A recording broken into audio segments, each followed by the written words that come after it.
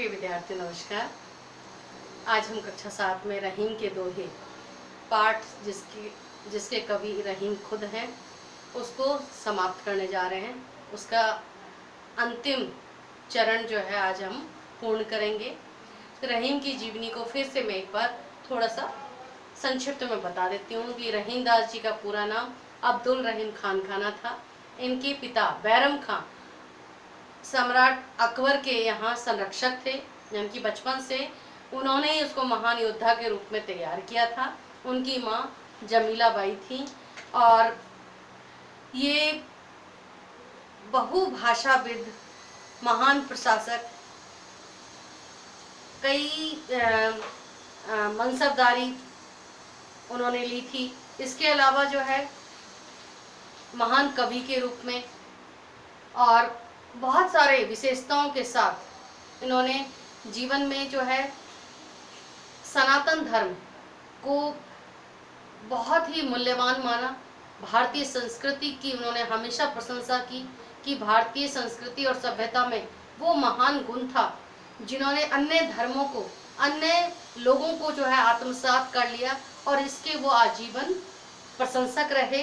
तो इस प्रकार से रहीम दास जी की जीवनी के बाद हम रहीम के दोहों के बारे में बात करते हैं कि रहीम के दोहे उपदेश परक, नीति परक, शिक्षा परक हैं, जो आज भी हमारे जीवन के लिए बहुत उद्देश्यपूर्ण हैं। और बच्चों में यदि इस तरह की नीति या शिक्षा का ज्ञान होता है तो वो अपने जीवन में इन जीवन मूल्यों को जो है अपनाकर अपना संवर्धन कर सकते हैं। और इसीलिए जो है आपके पाठ्यक्रम में रहीम के दोहों को शामिल किया गया है। आज हम उसके अंतिम दोहे के बारे में पढ़ने जा रहे हैं, जिसमें धरती की समान सहनशीलता की बात बताई गई है कि प्रकृति ने भी जो है अपने नियम बना रखे हैं और उन्होंने अपने नियम के अनुसार अपने आप को ढाल रखा है। तो यहाँ पर धरती के समान मनुष्य को अपने देह को सहनशील बनाने की प्रेरणा दी गई है। देखते हैं यहाँ धरती की सी रीत है। रीत का मतलब प्रचलन, परंपरा। शीत, घाम और मेह। शीत यानी सर्दी, शरद, घाम यानी गर्मी, मेह यानी बरसात। तो धरती की सी रीत है, शीत, घाम और मेह। यानी कि रहीम जी कहते हैं कि धरती का नियम है। रीत यानी नियम, परंपरा, प्रचलन। तो नियम है कि वह सभी मुख्य ऋतुओं यानी सर्दी, गर्मी और वर्षा को बराबर रूप से सहती है। यानी तीनों ही मौसम अनवरत निरंतर चलता है और तीनों को वो समान रूप से सहन करती है। यानी कि धरती पर चाहे कितना भी ठंड हो उसको भी धरती बर्दाश्त करती है, चाहे कितनी भी भयंकर गर्मी पड़े उसको भी धरती सहती है, या फिर कितनी भी वर्षा हो जाए, चाहे बाढ़ आ जाए, चाहे कुछ भी हो, धरती उसको सहन करती है। तो इस प्रकार से ये निरंतर चलता है, मौसम चक्र हमेशा चलता रहता है और धरती जो है एक ही समान उसको महसूस करती है, सहती है। तो कहते हैं कि चक्र निरंतर चलता रहता है, अतः जैसी परे सो सही रहे त्यों रहीम ये दे। यानी कि रहीम दास जी कहते हैं कि उसी प्रकार से मनुष्य को अपना शरीर भी बनाना चाहिए।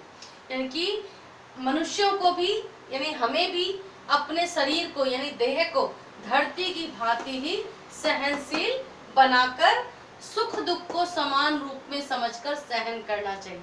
यानी मनुष्य जो है जीवन में जिस प्रकार से धरती मौसम चक्र के अनुसार सब कुछ सहन करती है, सर्दी को भी भीषण सर्दी पड़ती है या फिर भीषण गर्मी पड़ती है या फिर बहुत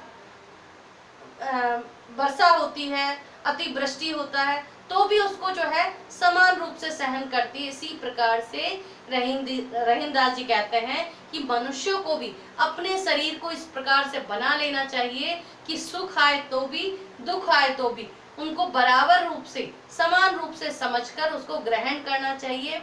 ये नहीं कि दुख में निराश होकर और बहुत अपने शारीरिक रूप से, मानसिक रूप से जो है अपने आप को कष्ट भोगे या फिर दुखी रहे। तो कहते हैं जिस प्रकार से सुख में वो आह्लादित होता है, खुश होता है, उसी प्रकार से दुख को भी जीवन का चक्र समझकर धरती के समान ही उसको सहनशील बनना चाहिए। तो इस प्रकार से आपने देखा इसमें सहनशीलता की बात की गई है इस पूरे दोहे में। ये हमें, क्योंकि आज के जीवन में आप देखते हैं कि यदि हमें सब कुछ सकारात्मक रूप से मिलता रहता है, हम पाते रहते हैं, तो हम बहुत खुश रहते हैं, उल्लासित रहते हैं। लेकिन जैसे ही कुछ हमारे मन मुताबिक नहीं हुआ, नकारात्मक चीजें आ गई या फिर दुख या कोई कष्ट की बात हो गई, तो हम बिल्कुल निराश होकर अवसाद में चले जाते हैं, तनावग्रस्त हो जाते हैं और फिर कई बार हम अपने जीवन को ही खत्म कर लेते हैं। तो इससे बचने के लिए रहीमदास जी ने उस समय मध्यकाल में भी ये बात बताई है कि हमें सुख और दुख दो जीवन के पहलू हैं और इसको समान रूप से ग्रहण करना चाहिए, समझना चाहिए। और इसके लिए उन्होंने धरती को, यानी प्रकृति में भी जो है सहनशीलता की बात कही गई है। धरती जिस पर हम निवास करते हैं, जो हमें हमारा पोषण करती है, जो हमें सुरक्षा देती है, उस धरती ने भी इस परंपरा को, इस नियम को बना के जो है वो उसके अनुरूप चल रहा है। धरती उसको ग्रहण करती है, तो हम भी क्यों ना ग्रहण करें। तो इसलिए वो कहते हैं कि मनुष्य को भी अपने शरीर को सुख दुख को समान समझकर धरती की भांति ही जो है हमें सहन करना चाहिए, ग्रहण करना चाहिए। और यदि हम ऐसा कर लें तो हम कभी भी निराश और अवसादग्रस्त नहीं हो सकते और हमारा जीवन जो है आह्लादित होके मोक्ष की प्राप्ति कर सकता है। तो इस प्रकार से आज आपका रहीम का दोहा ये पाठ खत्म होता है।